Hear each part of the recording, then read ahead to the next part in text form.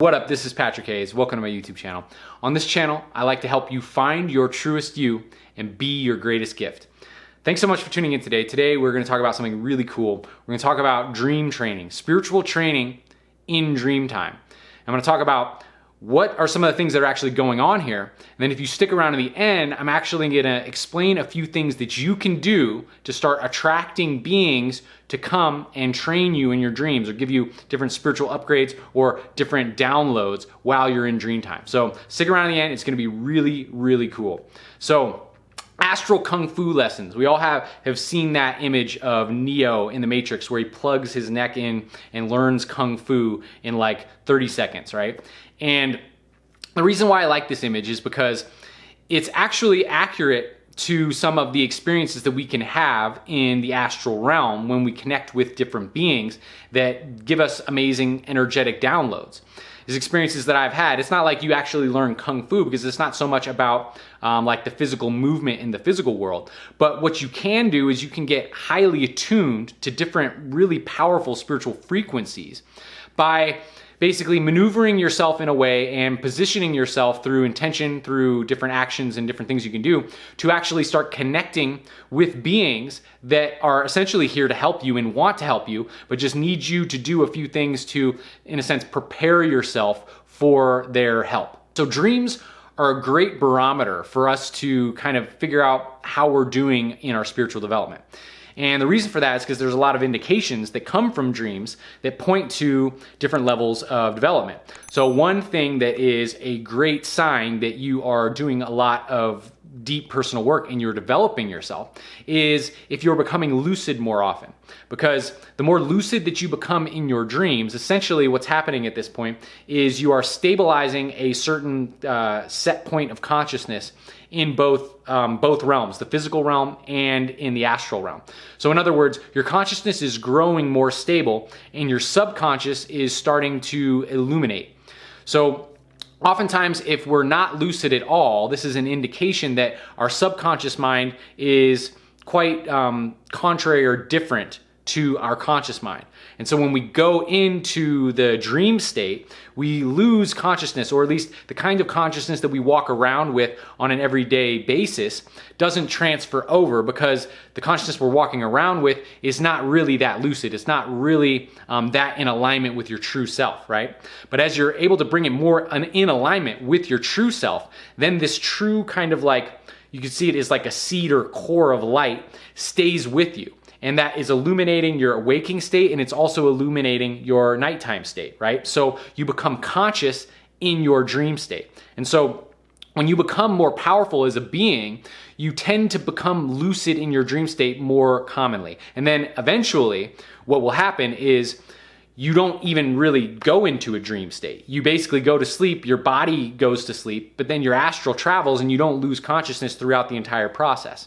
So this is something to aim for, and it's also a good barometer for what's going on. But it doesn't mean that you have to be lucid in order to be doing good work in your dreams and growing. And this doesn't necessarily mean that you are of lower consciousness, because sometimes it actually requires you to not be lucid in order to get a particular lesson. But as a good rule of thumb, being aware of your lucidity levels is a good barometer for measuring your spiritual development. The next thing I want to talk about is lower astral trials. And this is essentially going through trials in the lower astral realm. Now, the lower astral realm is more like the underworld. You can think of it like that. So it has to do with like drama and trauma and pain and suffering, or, you know, worry and fear, all these kinds of different things.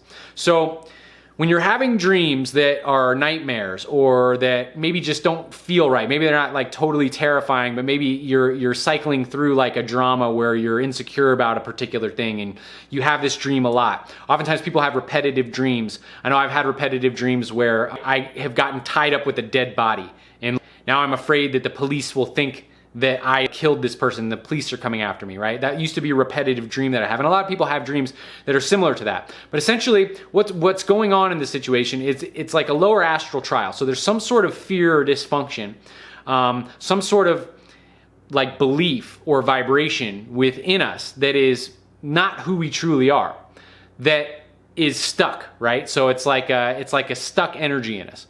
And we're experiencing this in some sort of way in our everyday life on a regular basis also.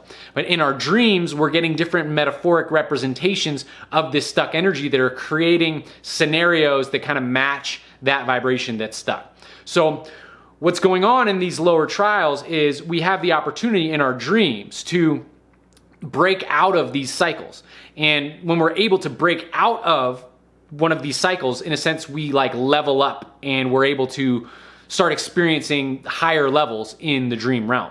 So for instance, that scenario that I was explaining, I used to have that issue all the time until eventually I had been embedding new vibrations into me and working on these lower energies, and I was able to have the dream come up and then turn the table in the dream, where I became extremely bold, and as the police were coming after me to get me for this like dead body stuff, I started having the dream where I would say like, no, this is not me. I have nothing to do with this. And I would really explain myself to the police officers, and I stopped running from them. And as I would do that, the dream would shift to something else. And then eventually I stopped having the dream. One great example of this is in overcoming lower sex drive impulses. This is something I've had a lot of experience with. And one of the things that I noticed is, and I practice semen retention. And so when you practice semen retention, it becomes a lot easier to go into an unconscious state and chase the sexual desire that you're feeling, because it builds up so strongly. One of the things that I found is that the more I was able to have control over that and exercise control over that in my daily life, and the more actually in the dark dream realm that these sexual succubuses would come to me, and they would try to essentially get me to give up my semen, and I would wake up with a wet dream. And so what I realized was that every time I was able to resist that and stand true to my true intention of being pure and not giving into a lower sexual desire, when I would deny the succubus, immediately the realm would shift and I would move into a higher realm, and then some like enlightened being would come in and give me some sort of upgrade. So there's something connected with sexual desire and overcoming that, because one of the things that I noticed was that whenever I was being approached by, say, like a succubus demon, a sex succubus demon in the astral realm, there was always this kind of like darkness to it. There'd be a really strong sexual attraction energy involved, but it was very much lower sexual attraction. And it was almost like there was this demonic thing going on also. And so the trial was, could I resist the sexual temptation by noticing that the vibration wasn't in alignment, right? And sometimes I would be compelled and I would go with it anyway, even though it was sort of like demonic, or these like lower entity realms were apparent to me. But when I started getting stronger with it, it was like, oh wait, no, this is out of alignment. And actually, even though I feel this compulsion, I'm not going to act on that. I'm going to move back into my heart. And when I did that, everything would shift. Another thing I noticed is that I would have experiences where it would feel like I was trapped by a being and it was like sucking on my energy, and I would be extremely afraid. But then when I stopped being afraid and I released into the knowing that I'm okay and that my heart can be present, when I got into that space, all of a sudden the being that was a demon shifted into this like angelic being, and then this angelic being was actually healing me. So it was like letting go of the fear. So all these different kinds of things can happen when you're willing to do the work and when you're willing to identify these dysfunctions that are going on within you.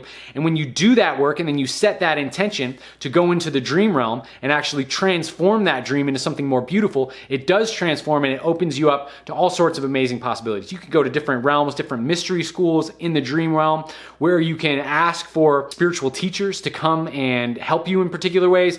I mean, it really gets cool when you start opening yourself up to these higher realms. So this is kind of an example of like an underworld trial, and as you start purifying your vibration in your daily life, it transfers over into your dreams, and then you can start shifting out of these dream cycles that are kind of like keeping you perpetuated in the particular drama that you haven't risen up from. And these are the kinds of things that go on in the lower astral realm. Now the higher astral realms, these realms are like beauty beyond belief. It's like so vast and so open. It's like when you see the sky, it's so blue, it penetrates your whole body, and then the trees are glowing and everything's glowing, and that's super beautiful.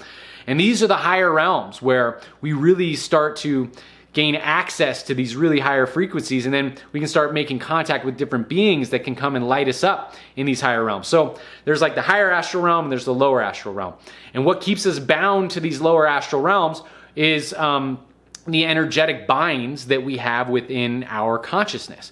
So in the dream realm, it's actually a great opportunity for us to run through scenarios where we can transcend and overcome and transmute these lower binds and give us access to higher frequencies. And it's great to be able to do this in the dream realm, because if we didn't have the dream realm to play these scenarios out, we might have to actually play out these kind of horrid dreams that we have in the physical world in order to actually learn these lessons. So it's a great way to kind of, work in two realms at once, but realizing that we're doing the same thing. Essentially, we're purifying ourselves and we're stabilizing higher vibrations that are more in alignment with who we truly are. Now, in order to open yourself up to being able to make more contact with beings that will come and give you downloads in these realms, essentially it all comes back to doing your personal work. You can do different things where you can seed dreams, where you can do personal work stabilizing certain vibrations, and then you can seed a particular dream where you have an experience to demonstrate that higher vibration. So if you have a particular dream that is cycling over and over and over, a particular nightmare that you have on a regular basis, the idea is get to the bottom psychologically of what's happening there. See what the dysfunction is within your own self, what kind of attachment you have to the different feelings of embarrassment or shame or fear or whatever it is. What are the things you're afraid of? What are you embarrassed about, right? Be honest with yourself. Decode the dream and see what the core dysfunction within your consciousness is. And when you're able to get to what that is, then you can actually start doing some healing work consciously. And when you do that healing work consciously in your waking life, then that starts transferring over into your dreams. And then you can seed the kind of dream. So what I mean by seed is you can intend to have a dream where you shift yourself from that lower realm to a higher realm. And by doing this, you are making yourself available to higher frequencies, which then thus you become available to beings that have basically been waiting for you to level up before they can come and help you in some way. And in some ways they're always helping you, but to have that real tangible experience of being coming, sometimes they'll hit you on the heart or on the solar plexus or touch your head, and then whoom, all of a sudden you start vibrating, and then you spiral through a vortex to a higher realm. These kinds of experiences come when you're ready for them. In order to become ready for them, you have to start demonstrating in your daily life and doing work on a regular basis consciously, bringing your consciousness to those issues and illuminating those issues. And when you do that, you actually start attracting help from other beings that have been waiting for you to be prepared for that. In order to do that, you have to make it past the lower realm gatekeepers, and that requires you to do your personal work. So dream seeding is really important, setting intention in your dreams, identifying those patterns that you're going through on a regular basis, and doing the work to bring more light in surrounding those situations, and then take action in your dreams to do that. And if you're lucid, if you're going lucid in your dreams, that's amazing, because you're conscious in your dreams, and then you can actually speak to the dream itself. You can say, I would like to be visited by a being that can show me this. Or you can start meditating in your dreams. Or you can start doing things intentionally in the dream state to initiate these kinds of experiences. And if you're not lucid, that's fine. Just start recording your dreams, be aware of what's going on, and when you see those repetitive patterns of dreams that are basically keeping you stuck in lower energies or lower vibrations, then start intending to do the deeper work to bring light to those situations in your daily life, and then start setting intentions to shift those dreams when you go to sleep, right before you go to bed. And this is how you can start breaking into these newer realms and attracting higher beings to serve you. So thank you so much for tuning in. If you have any questions or comments, please put them in the comments below. And I'm super excited to continue sharing awesome content with you. So thanks again for tuning in, and I will talk to you next time. One love.